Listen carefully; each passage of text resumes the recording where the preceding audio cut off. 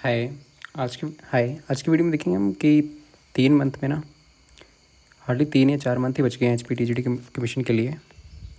Notification तो आई गई है कि इन 3-4 मंथ्स में आपको सिलेबस कैसे कंप्लीट करना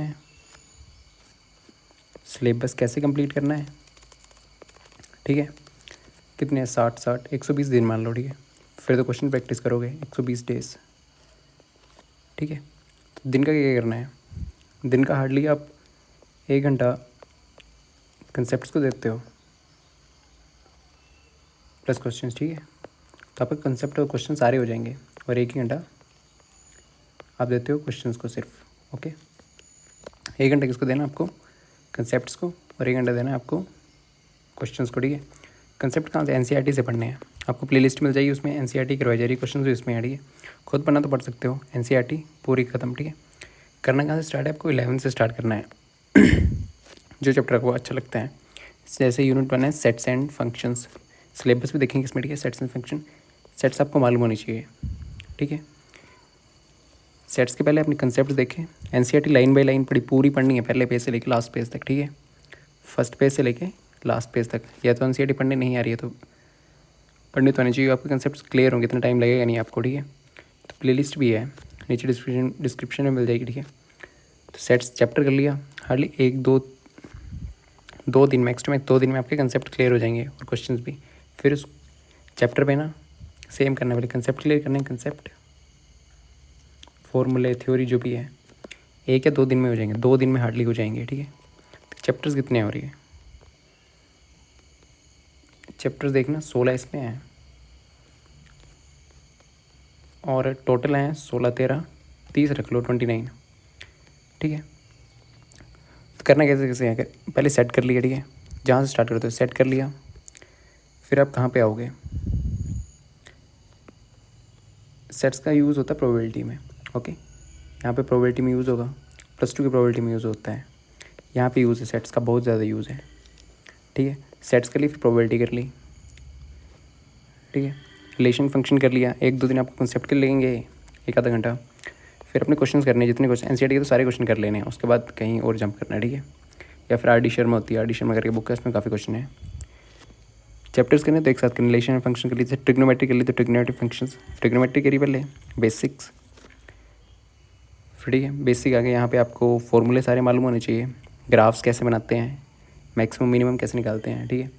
ये वाली ट्रिग्नोमेट्री कर ली, उसके बाद आपने ये करना साथ साथ में करना, ठीक है। ये वाला टॉपिक ट्रिग्नोमेट्री, फिर यहाँ पे इन्वर्स ट्रिग्नोमेट्री है, ठीक है।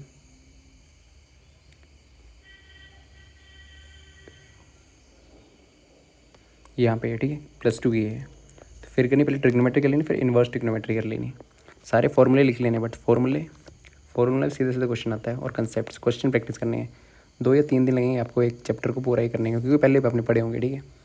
2 दिन में NCERT सारी पढ़ो लाइन बाय लाइन, या तो वीडियो देखो, वीडियो से हैं, फिर क्वेश्चन करो, क्वेश्चन सारे पहले NCERT के निपटा दो। यहाँ पे 50-60 क्वेश्चन आराम से होते हैं NCERT में।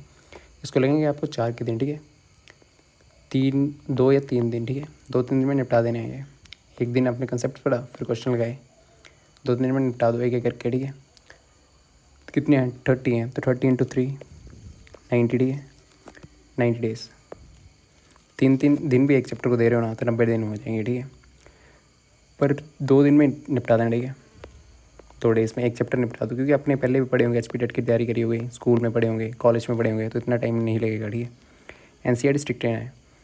फिर जैसे स्ट्रेट लाइन कर ली, चैप्टर्स बता रहा हूँ सीक्वेंस में। स्ट्रेट लाइन कर ली, स्ट्रेट लाइन का कहाँ यूज़ होता है, 3D में इंट्रोडक्शन टू 3D।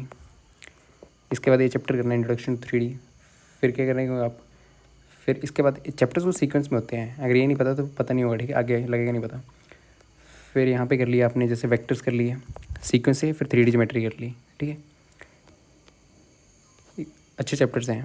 फिर परम्यूटेशन एंड कॉम्बिनेशन भी करना है, क्योंकि ये प्रोबेबिलिटी में काम आता है। लीनियर इनइक्वालिटीज़ पता होना चाहिए, ये भी छोटा चैप्टर जल्दी होता है। मैथमेटिक इंडक्शन, इसमें फॉर्मूले सारे।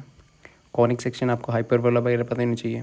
डायग्राम बनाने, ठीक है, डायग्राम बनाने आने चाहिए आपको, कैसी कौन सी इक्वेशन है। सीक्वेंस सीरीज, ये भी छोटा चैप्टर एक दिन में खत्म हो जाएगा, ठीक है।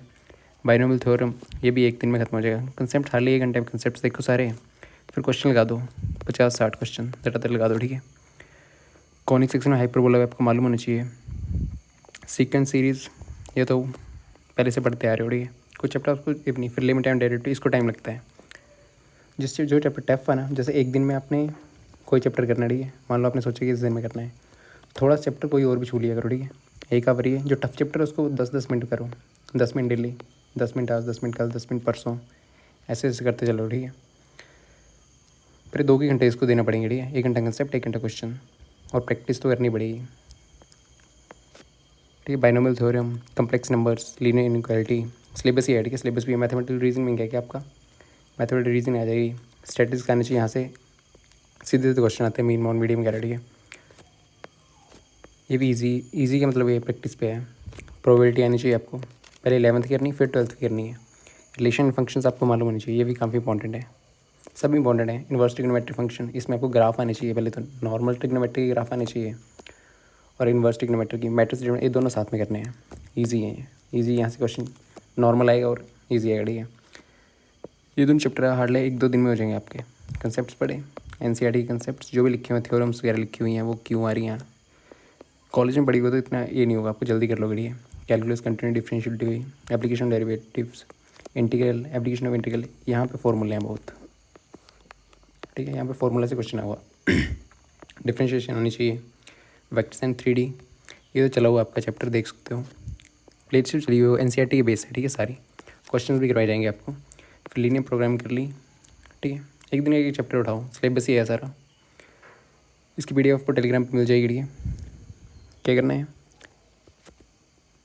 1 आवर पहले कंसेप्ट पढ़ो, या तो कुछ बच्चों को होती है रीडिंग जो खुद ही पढ़ना उनको पसंद होता है बुक से, तो एनसीईआरटी उठाओ, पढ़ो चैप्टर पूरा लाइन बाय लाइन, फॉर्मूले सारे लिखो, जो एग्जांपल्स हैं वो करो, ठीक है। दोबारा रिवाइज करो, 1-2 घंटे में हो जाएंगे, ठीक है, क्योंकि हमने पहले पढ़ा हुआ है। फिर सारे क्वेश्चन लगाओ, जो एक्सरसाइज में क्वेश्चन है, जो भी क्वेश्चन है वो लगाओ, 50-60, चैप्टर ख़त्म, ठीक है। आपका उसके नोट्स बना लेने, नोट्स कहीं आपको फॉर्मूले लिखते जाना है, एक कॉपी ऐसे मिलना इसमें फॉर्मूले हो, ठीक है। तो ये करना है, हो जाएगा 2 मंथ में आराम से कंप्लीट हो जाता है, ठीक है। 2 से 3 आवर दे रहे हो ना डेली आप, और डेली करना है।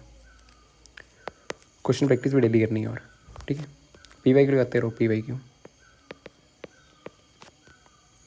ठीक है। इतना ही है, डेली क्या करना है, डेली आपको कंसेप्ट पढ़े, कंसेप्ट्स भी ज़रूरी होते हैं। क्वेश्चंस करें, पहले कंसेप्ट के साथ क्वेश्चन करें, वो एग्जांपल करने हैं आपने, एग्जांपल एनसीईआरटी में एग्जांपल होते हैं, ठीक है। क्वेश्चन साथ साथ में करने हैं, इससे आपको चैप्टर समझ आएगा।